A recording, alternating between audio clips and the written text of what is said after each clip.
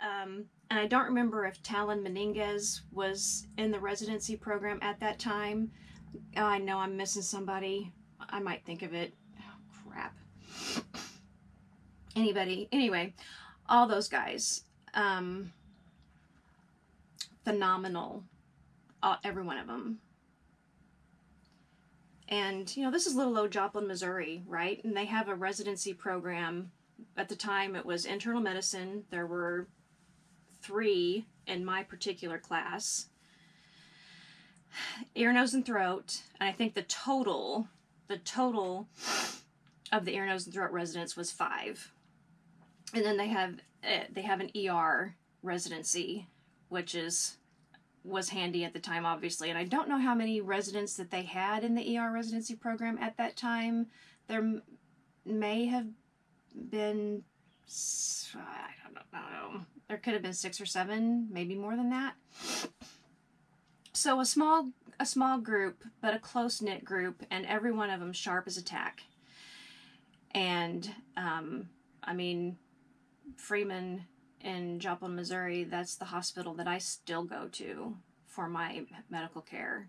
Even when we're in Arizona, if I have to, I will. Otherwise, I'll wait till we go back to Missouri and I'll see my doctor there, because that's how much it means.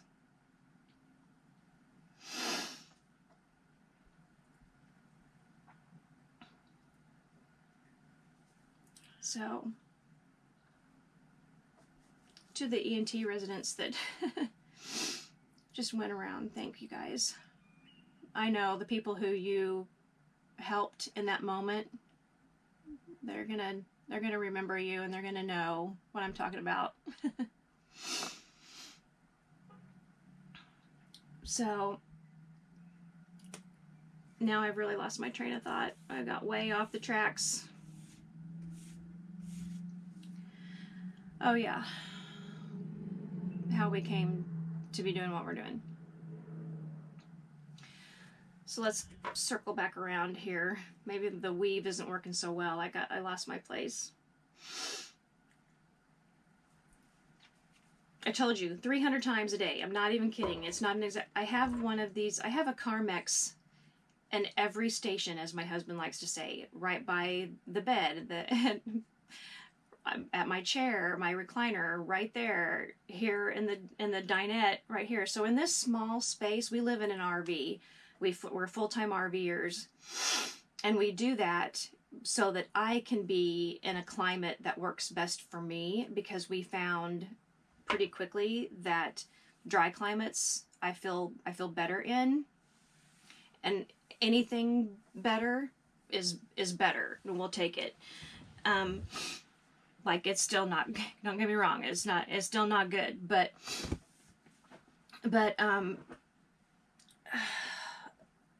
it's better. So we decided that we were going to full-time RV, and we had to do a lot of research on that to figure out, well, how you even do that. Is that even possible? So right now, as you guys know, if you've seen Chris's videos, the kayak fishing reaction channel, it's we're here in Lake Havasu City, Arizona, and we're away from family. I have a 5-year-old grandson, and he calls our RV the house car. I want to go to Gigi's house car. I'm Gigi, because my name is Gretchen and I'm Grandma Gretchen. And I was like, how about just Gigi? Because I don't know how I feel about being called Grandma. That seems old-fashioned. I'm Gigi. Anyway, so he calls it our house car. So, and yeah, I'm sitting here in our little dinette with this removable table. So the camera's sitting on a tripod, but the table itself isn't exactly stable because it's removable to make it into a bed. So if I bump it or something, the camera's gonna fall over. And if that happens, I'll pick you guys back up and I'll set you back down and we'll just keep chatting like nothing ever happened. But it's the joy of living in an RV. I love it. I wouldn't do anything different. I love it. But for anyone out there who's an RVer, we have a 2018 Coachman Leprechaun 319 MB. That's our baby. We love it. We've had some issues, but we won't go there.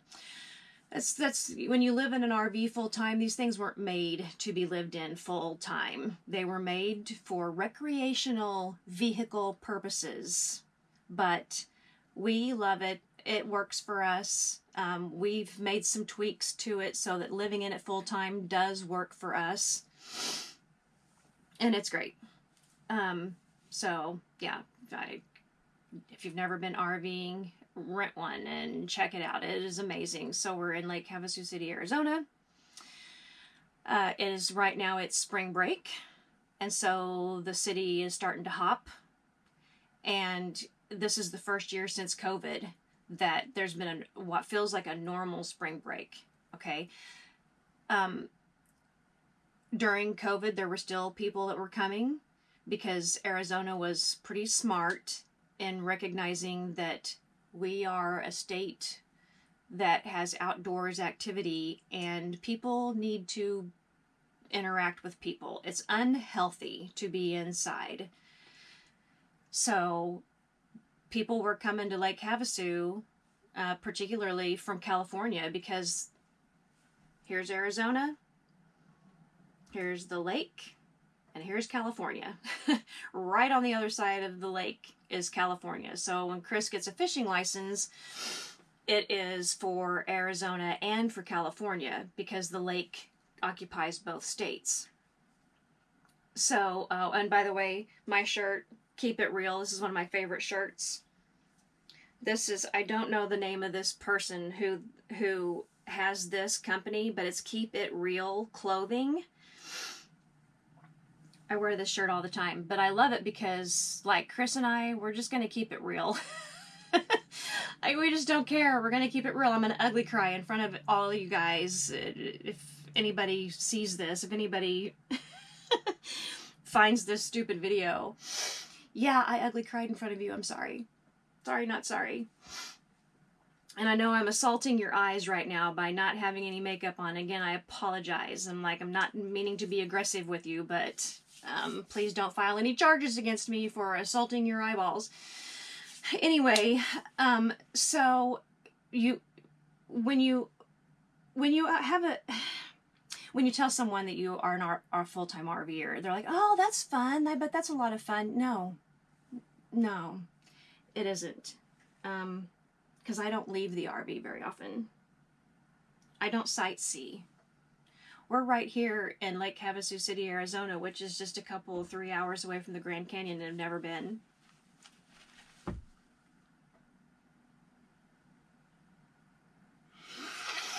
We've been coming here for 6 years now. This is our 6th year being in Lake Havasu for the summer. I'm sorry, for the winter, for the summer. It gets like to 127 degrees here in the summer. We do not stay for the summer. We winter here because the winters are beautiful. The temperatures are amazing. Sometimes it gets pretty stinking windy, but other than that, it's a beautiful place to go. And so it's a domestic spring break destination. And so Chris was having to find some places to fish and record his fishing videos where there wasn't a lot of people, spring breakers. So he's on his little Hobie PA-14 kayak, and it has pedals. It has a pedal system, so he doesn't have to row. He has foot pedals, and it's just up and down pedaling. Well, Chris is a lifelong racquetball player, practically. And shout out to Bobby Shaw and the racquetball club here in Lake Havasu. That guy. If you're a racquetball player and you come to Lake Havasu, please. The racquetball club is behind Barley Brothers. If you go across the London Bridge, so the original London Bridge is in Lake Havasu, okay? The guy who built this town, McCulloch. I think his name was McCulloch because that's McCulloch Boulevard goes over the bridge. He purchased the London Bridge in London. I got to look this up because I want to get this right because this is fun.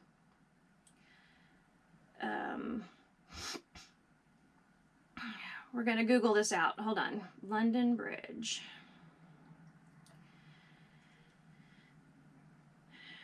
Havasu history.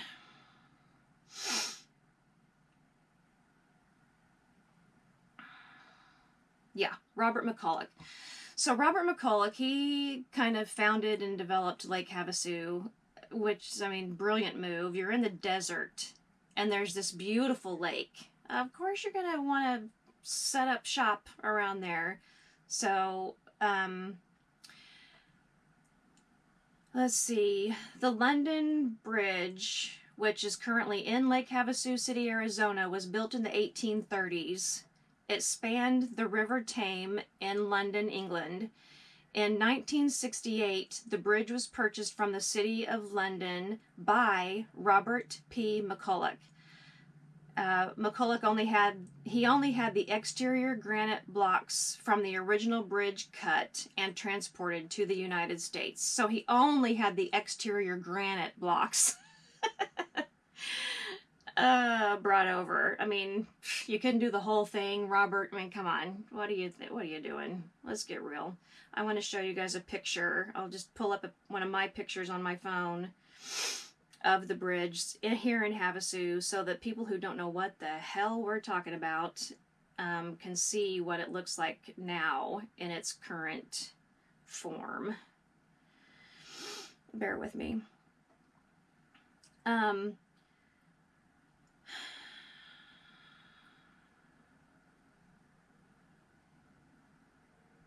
Anyway, so I'll keep looking for this and I'll show it to you when I come across one of the pictures.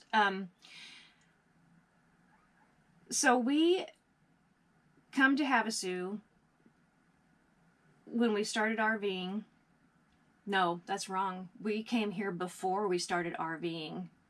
We were looking for when we realized we like taking usually maybe once a year trips to Vegas, and we would get off the plane and I would immediately feel really good. And this was, oh my gosh, maybe in 2012, 2013, somewhere along that line, 12 and 13, 14. So I was still working, and we'd fly in, and I would all of a sudden just feel like a normal human being. And I was like, oh my gosh, babe, I feel great. And then I'd start running circles around him because I had, I got to the point where I couldn't walk very well because of pain and my feet, my ankles, my hips. If it's a joint in your body, it hurts, okay? It's not an exaggeration. I'm being totally serious. So we were like, oh, wow, okay, well, that's really something. So, if you have any kind of a pain thing with joints, and if you're in a humid environment, like Joplin, Missouri is a humid climate, if you can, try to go somewhere dry. Go to a desert area and see if that makes you feel a little better. You might get some relief, even if it's temporary, even if you can't move. If you can't move, maybe you can go occasionally and just get yourself some relief. Have a vacation from your own body. Like go away to get away from your own body. It's funny because it's true. So how we came upon Lake Havasu, I have no idea. And this is kind of goes back to where this is going to be religion talk. That's where I was. In the tornado, the butterfly people were angels. Yeah, that's where I was. Anyway. And the murals of the butterflies in Joplin. If you ever go to Joplin and you see butterfly murals all over the place, that's why. Because it's the kids telling them of the butterfly people. I think I'd already said that. Sorry. Anyway, so we somehow stumble upon Lake Havasu. We did an Airbnb of a house on Boeing Bay, which is funny because my dad's a pilot, and the house that we did for Airbnb was on Boeing Bay. I mean, is that an invisible string? Well, hello. There's a few of those, so hang in with the story and you'll catch all the invisible strings. So we rent this house for a month, and we still lived in Joplin, but we were just trying to figure it out. Like, I was getting so bad. That it was hard to leave. And people who know me know that I like a casino. I love going and playing in a casino. And when my body starts interfering with my ability to even go to the casino and sit and have some alcohol and play a machine, then we got real problems. Like, if I can't have some alcohol to blunt my pain enough to be able to sit at a machine and push a button, then we're at a level where we got to do something about life. Something's got to give. So, you know, if I was able to get up and get out of the house, my destination, it was and it still is, I'm going to go sit in a casino. I'm going to kick back and get comfortable. I might have a margarita, you know. I'm going to chill and play my damn machine. Anyway, so doggone it, I am not finding one of our awesome pictures of the London Bridge. Now, this is where I would want Chris to edit. I want him to edit in a photo. So we just might do that. GoPro highlight.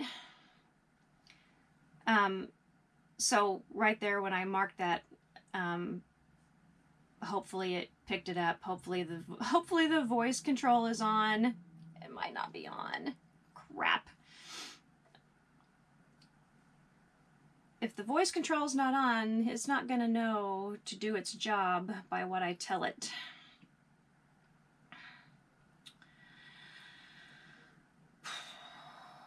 You know what? I know where there's pictures. Chris sent me some when he was fishing at night. Over by the bridge. There's got to be some in here.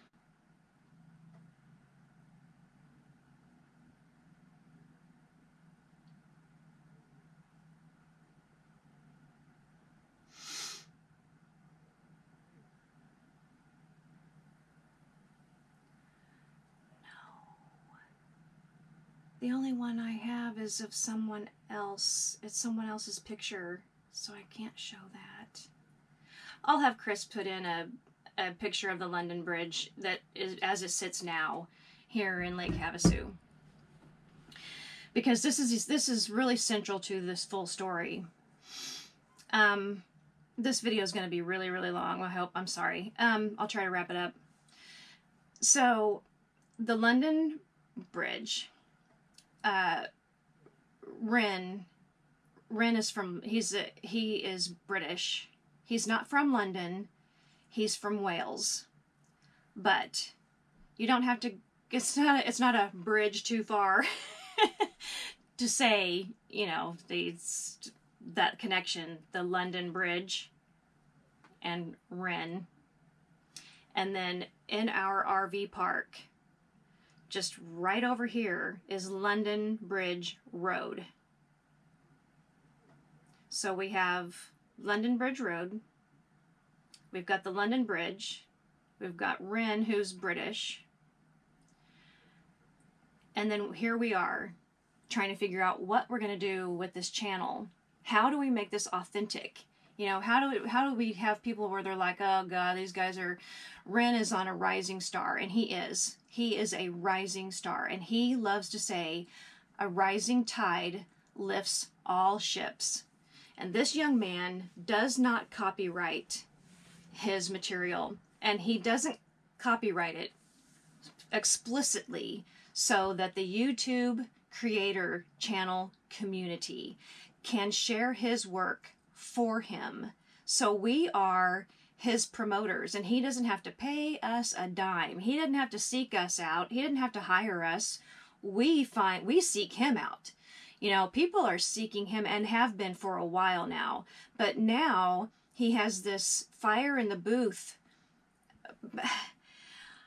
piece of, it's a tapestry that's woven from the million parts that is the mind of Ren Gill. And let me tell you something, if Ren happens to ever see this, dude, you've given me purpose again. I have been looking for purpose ever since I had to stop seeing patients. And that was really hard because I love my patients. I say love because I still love them. I've never stopped loving my patients. I think about them. I pray for them. When I run into them when we're back home, they are nice enough to give me a hug and say hi. They don't run the other way. Which if they did, I wouldn't blame them, but they are nice enough to give me a hug and say hi. And so I love my patients, and not being able to continue taking care of them broke my heart.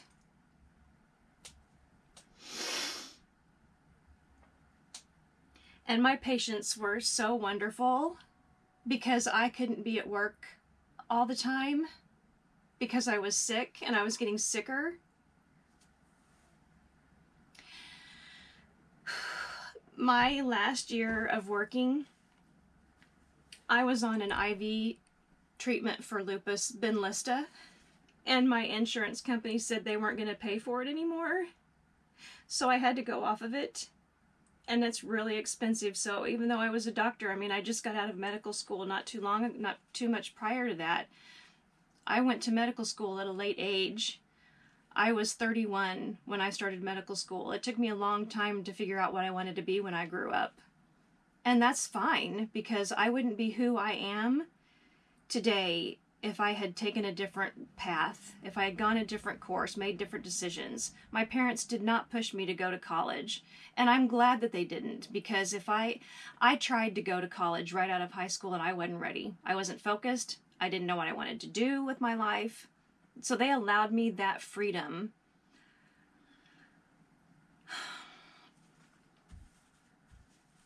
And they're the best.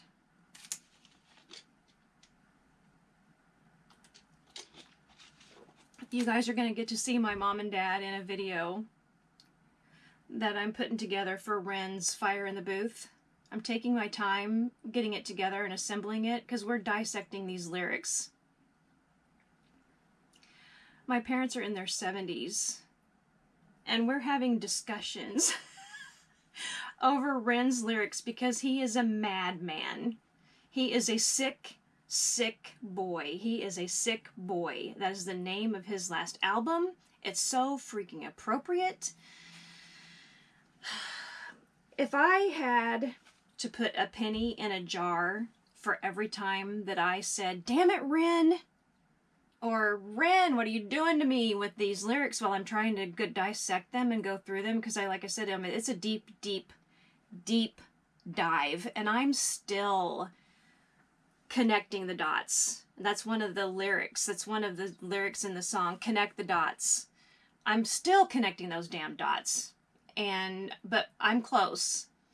And I hope I do it justice, because it is truly a tapestry. It's a piece of artwork that no one's ever going to see ever again. Ren is he's a brilliant mind. He is the walking epitome of a beautiful mind. He's well read. He's well learned. He's incredibly intelligent. He's culturally intelligent. He was basically, and again, I don't really want to speak to his personal story because it's not mine to tell. It's his story to tell. And he can tell you that story by those interviews that I mentioned earlier. If you're still with me, I know. If no one's out there, if nobody's still out there, I don't blame you, because I don't even know how long I've been sitting here just talking. And I still don't have anything written down. All of this is just I'm just talking. Anyway, it really is, it's a tapestry that man has woven with his words. It is a word tapestry, and it's a piece of art that, look, I'm not exaggerating this to say that there will eventually be college courses that are based on Ren. And I say that because the Kardashians have a college course. I mean, if the Kardashians have a college course, believe me, trust me, listen, I'm telling you, they are going to make college courses that are based on the Reniverse. It's Ren. The Renegades they already know. The Renegades already know how awesome Ren is. And you guys have just put your arms around Chris and I, and you have given us the biggest, tightest virtual hug, and I feel it. Like, I feel it. Ren is... This, again...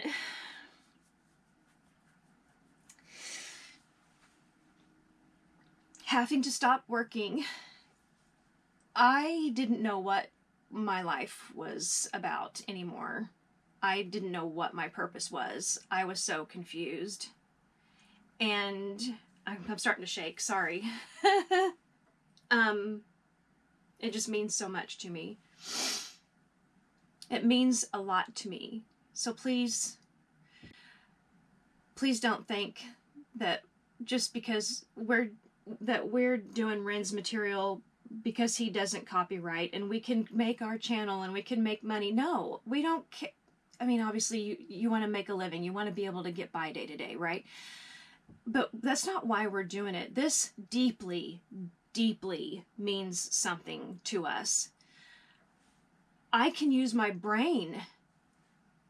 I'm using my brain again, and I'm analyzing stuff because of Ren. I love puzzles, and I love mysteries. That's why I went into internal medicine, because I wanted to have somebody tell me their story, and I wanted to listen. I wanted to hear what they were telling me, and I wanted to pick apart the details and figure out, okay, so you have this, and this going on. Now let me take all of that information and tell me what you're telling me, what's going on with you, what's happening in your body. Keep talking to me. Tell me what's going on.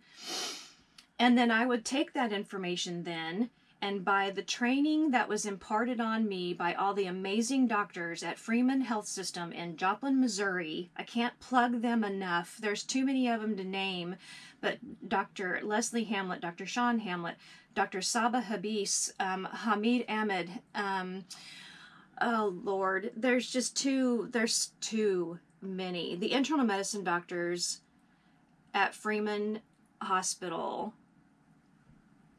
developed me into who I am. Who I was as a doctor. I know I'm still a doctor, but who I am as a doctor, who I was as a practicing physician, and then conversely to who I am today. Because I still have that mind that you guys trained me. You trained me to be a critical thinker.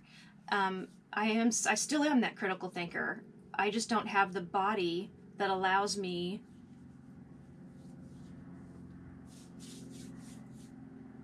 to impart the gift that you guys gave to me in the knowledge and the how to talk to patients and how to have good bedside manner. You guys taught me that.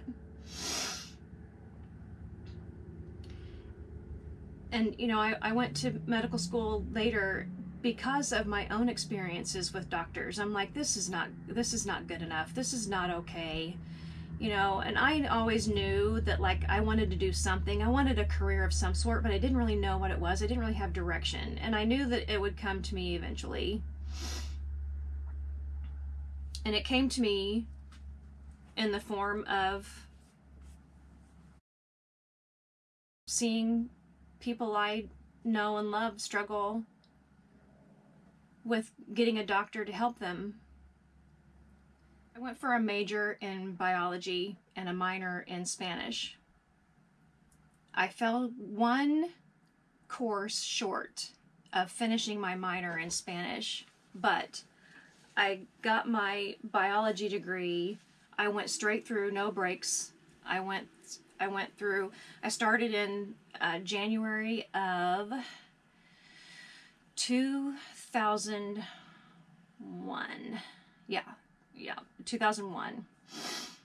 And I went straight through spring, summer, fall, through the Christmas break, the holiday break. If they offered courses, I took them because I wanted to get done with my degree as quickly as possible because I was no spring chicken. So, by the grace of God, I got accepted to medical school, and I went to A.T. Still University in Kirksville, Missouri, and that is a DO program. If you don't know what a DO is, there's two. When you go to a doctor, there's MDs and there's DOs. They do the same stuff. They learn the same stuff. They practice the same medicine. It's all the same. Just you get accredited through an allopathic is the MDs and osteopathic are the DOs. And in the osteopathic world, we also learn something that MD schools don't learn. At DO schools, you learn how to work with soft tissue, and I'm not going to get into all of it because it's too much, but you learn how to work with soft tissue techniques so that if someone comes in and they have a rib out, we learn how to put ribs back in place. We learn how to adjust the back. So it's, similar, it's parallel to chiropractic work, but different. It's similar but different. And also in osteopathy, you really they deep dive into how, when someone is sick, how that affects not only the system that is affected, but how it affects distant organs and what that might look like if the patient comes in and maybe they have pneumonia and they're complaining of pain down here in their muscle. We learn how to work those muscles to relieve some of the pain that is caused by that pneumonia. So MDs and DOs, they're the same but a little bit different because the osteopathic schools, we learn some of those extra techniques that allopathic or MDs don't learn, but otherwise it's the same. Okay, so I went to A.T. Still University in Kirksville, Missouri, another little town. I like my little towns. I'm just a small town girl. I don't like big cities. I avoid big cities like the plague.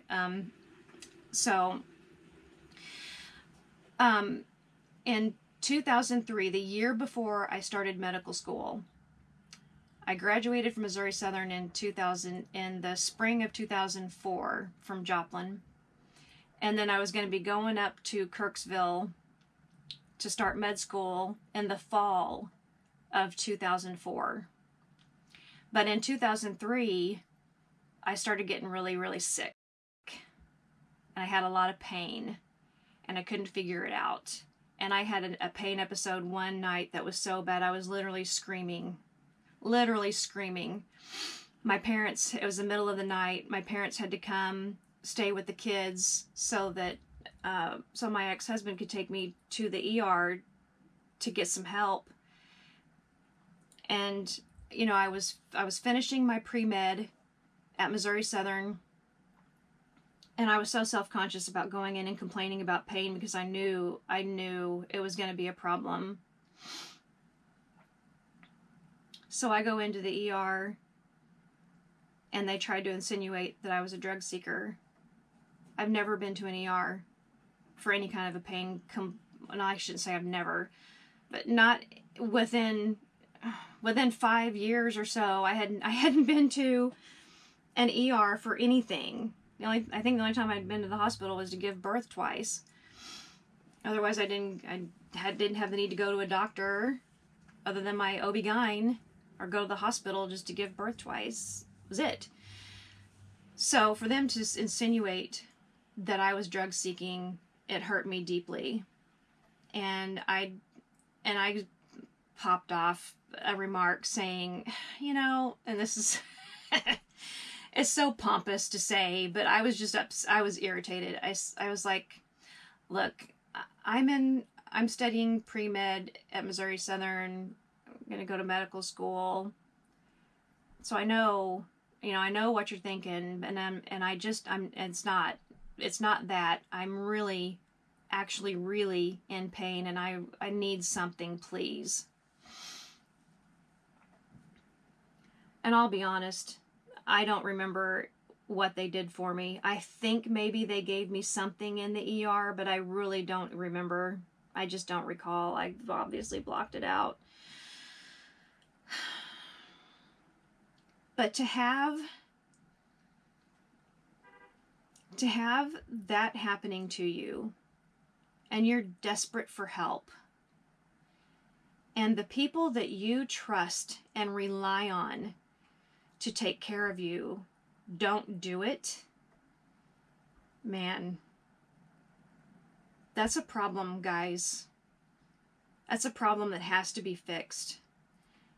And not only the diagnostic standpoint when it comes to doctors, listen to your patients.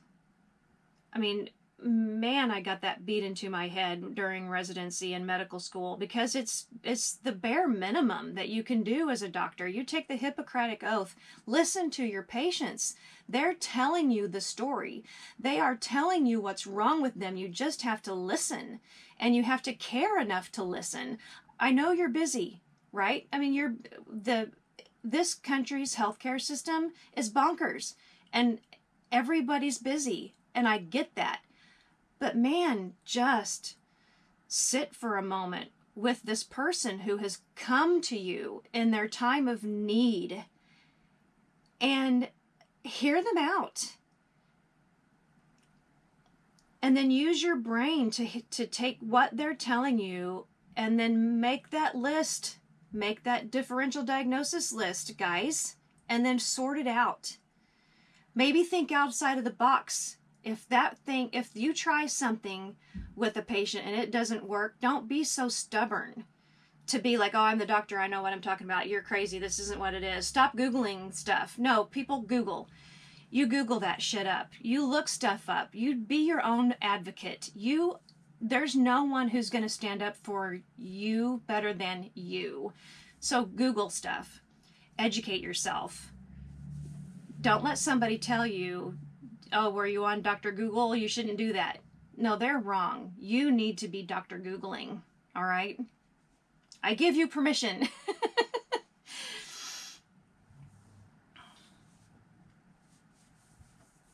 But guys, we got to do better. The medical field has to do better. And going back to Ren, Ren suffered. He's still suffering. He is still suffering. He had Lyme disease. It turned out he had undiagnosed Lyme disease. And it took him going to an infectious disease doctor. I don't remember if he said that this guy was in Canada or where this infectious disease doctor that he ended up going to who listened to him and said, oh, I know exactly what's wrong with you. And here's what we're going to do. And sure enough, his labs came back showing that he had an undiagnosed Lyme disease for years.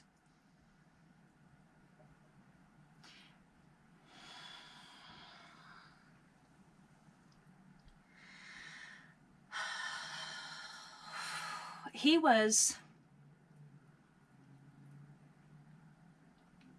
think he was either 17 or 19 years old, something like that. And he had a record deal. And he was fulfilling as the best that he could with his health condition. He was fulfilling that contract the best he could. Working around it the best that his body would allow it. And believe me, buddy, I know what you're talking about. I know what you're talking about. I had a contract with Freeman Hospital. I was a hospital employed physician. I had a contract. I had to show up, take care of patients.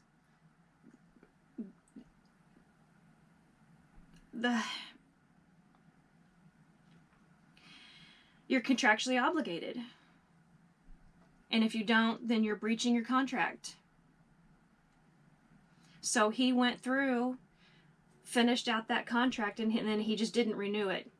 From what I understand of his story, he didn't lose the music contract. He didn't lose the music deal. He went through. He muscled through and did what he had to do for his existing contract, and then he just went independent because he knew he couldn't work on somebody else's time frame. And I get that. Man, do I get that. So I connect with Ren really closely.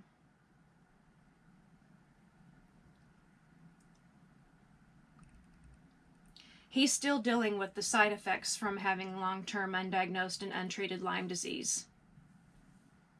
He has permanent damage because no one listened. So I guess ultimately this message is for everybody who's a chronic pain sufferer or any medical condition, and you're not being taken seriously, you're not being listened to. Chris has a niece that recently was diagnosed with something that is serious. And it took her a long time before anyone would really hear her. So I know she knows what I'm talking about.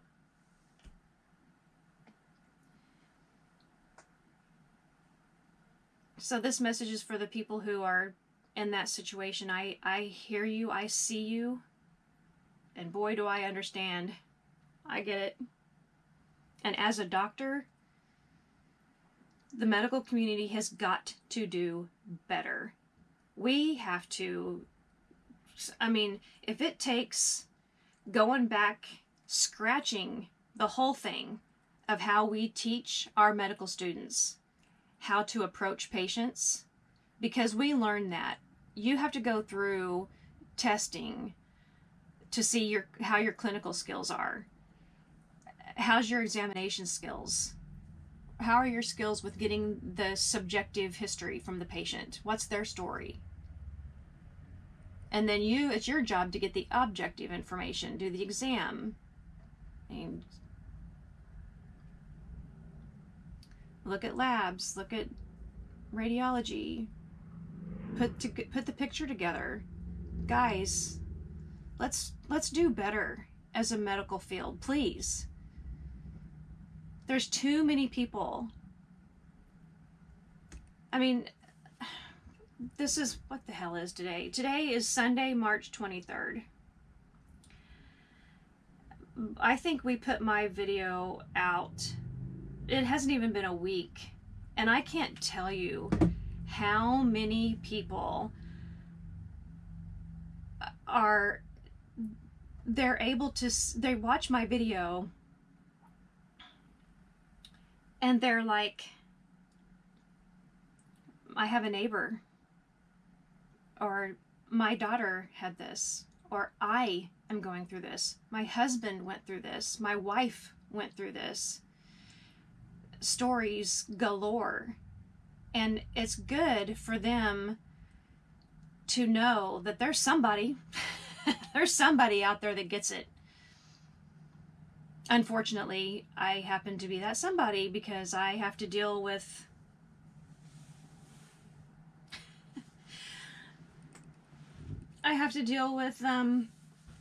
having lupus and everything that comes with that. The brain fog, it affects my brain to where I can't really always think straight. This is a good day. Again, you guys are, this is all happening at a good time because I just had a lupus flare, so I am chocked full of steroids. But like there's days where I can't carry a conversation hardly because my brain just doesn't want to work. Today's a good day. Today is a good day, and I'm thankful for today. I am thankful for today. Thank the Lord. I was able to get out of bed.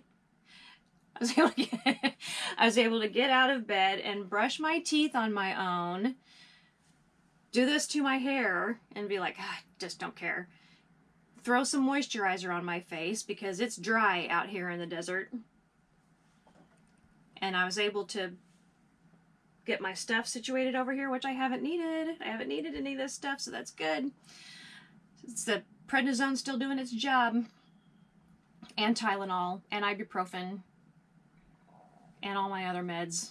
Anyway, I'm not on any pain meds because we have an opioid crisis in this country, and it has affected my ability to be on any pain meds. So I'm on Tylenol and ibuprofen. And that's it. But we get by. We get by because it is what it is, and we got to do what we got to do. We got to pull ourselves up by our big girl panties and carry on. So, I guess I'll stop after that image, leaving you with that image of pulling myself up by my big girl panties. But that's one of my favorite sayings. So, all right, guys. I don't even know if any of that makes any sense whatsoever. I think I blacked out. But if you know someone who is in a situation or is familiar, kind of knows, or if you know someone who's in the healthcare field, let's everybody show each other a little bit of grace. Let's be kind to each other, but I really need the medical community to do better. All right? Like, for real. We got to do better. All right. Well, here's our sign off. Love you guys. Have a great day. Smile and make somebody else's day a little bit brighter. All righty. Bye.